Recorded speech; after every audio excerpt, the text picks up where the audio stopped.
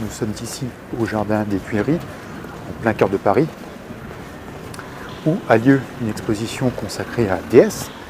Alors DS, il y a deux axes.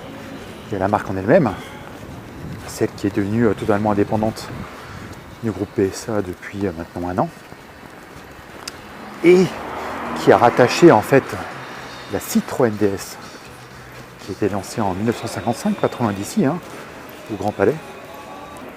Donc une exposition sur 4000 m² avec une scénographie qui regroupe toute la gamme, DS3, DS4, DS5, la seule qui arbore la nouvelle identité visuelle.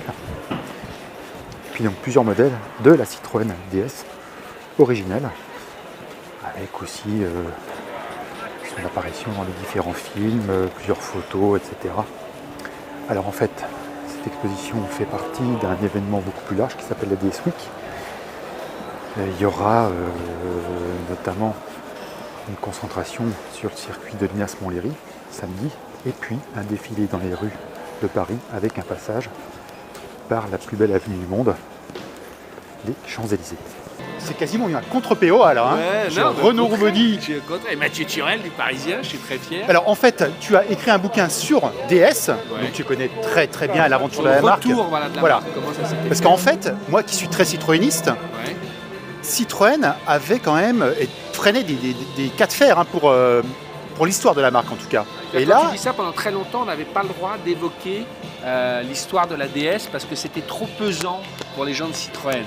Et il a vraiment fallu, il y a eu un long travail, même quand ils ont décidé, ne mets pas trop près. Je suis pas habitué, moi je ne pas la caméra comme toi. Quand ils ont décidé petit à petit de monter dans le premium, ils étaient allés sur la pointe des pieds, quoi. Il ne faut pas oublier que tout ça, ça remonte à 2007, 2008, 2009, le lancement de la marque en 2010, enfin de la marque, de la ligne DS, c'était pas une marque. Et voilà, on voit qu'après 5 ans, ça y est, ils assument, et maintenant c'est à fond les ballons. DS à fond, justement, ils communiquent à fond sur le passé, sur l'histoire, donc avec notamment la DS qu'on a ici, la véritable, celle qui a été lancée en 55, et même la SM.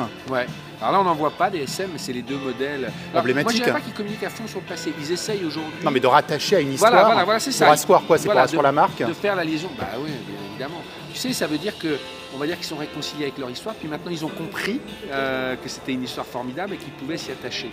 Alors c'est vrai que c'est curieux, mais je pense qu'il faut penser DS avec une vision vraiment mondiale maintenant. Donc il y a c'est l'objectif, du monde, Bonnefond l'a clairement annoncé. Voilà, donc tout ce discours de marque, appelons ça comme ça, pour beaucoup de pays, comme la Chine, comme etc., c'est nouveau. Alors c'est vrai que pour le citroëniste pur et dur, parfois il peut un peu tiquer en disant voilà, vous avez... Mais moi je trouve ça assez cohérent, voilà, tout ce qu'ils racontent aujourd'hui. Et puis surtout, ils ont fait une grosse annonce ce soir, ils ont annoncé qu'il y aurait 6 nouvelles voitures en 4 ans.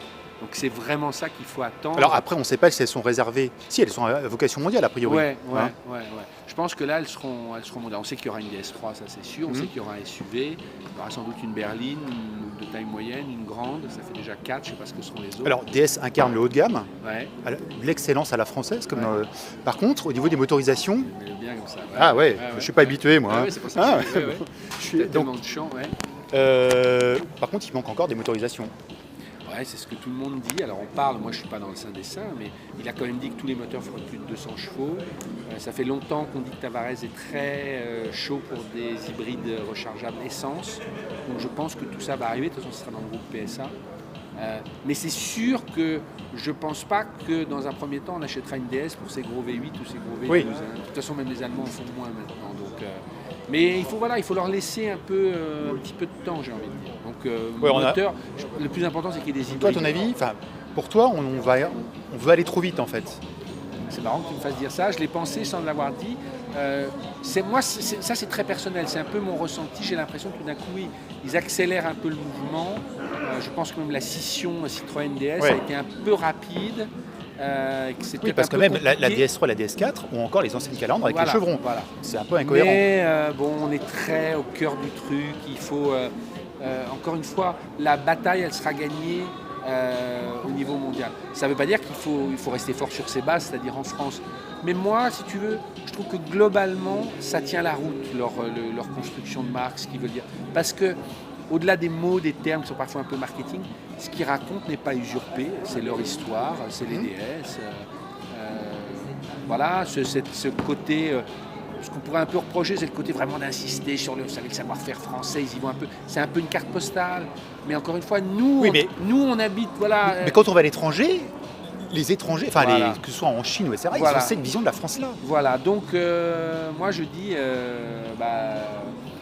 bonne construction et puis attendons la suite, quoi. Voilà, je sais pas, tu vois, tout ça c'est bien fait. C'est toujours les Français qui sont les plus exigeants sur leur propre marque. Oui, oui. Ouais, voilà. Donc moi je dis go ODS.